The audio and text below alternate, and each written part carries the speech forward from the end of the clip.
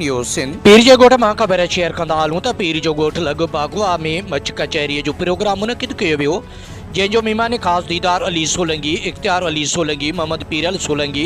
मोहम्मद याकूब सोलंगी, इलाही बख्श, गुलाम मुर्तज़ा, मौलाना रब नवाज सोलंगी, मोहम्मद यूसुफ सोलंगी, उर्दू सिंधी मीडिया गुरु पीर जो ॻोठ साहब इन सरपरस्त आला सैयद अमजद अली राशदी, सरपरस्त अवल जफ़र बबर, सरपरस्त दोम Abdul Ghani Lako, chairman Syed Aman Lako, general secretary Aslam Solangi, deputy secretary Imtiaz Memon, Sultan Mangrejo, Abdul Waqar Lako, Amjad Khamro, Syed Waliullah Shah Rashdi, Zafar Mangrejo, Khalil Abbasi,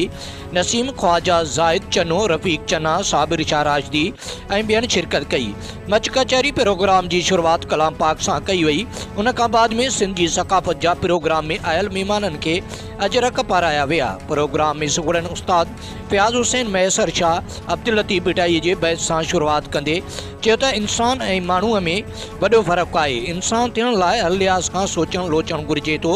नंढो हुजे या उमिरि रसीदा, हर हिक जो अदब करणु घुरिजे। तकबुर गुरूर जॾहिं पाण मां ख़त्म कयो वेंदो तॾहिं वञी मुकमिल इंसान बणिजे थो। उन खां बाद में प्रोग्राम में आयल फनकारनि आबिद अली सोलंगी ऐं ॿियनि पंहिंजा सुर विखेड़े आयल महिमाननि खे झूमाए विधो।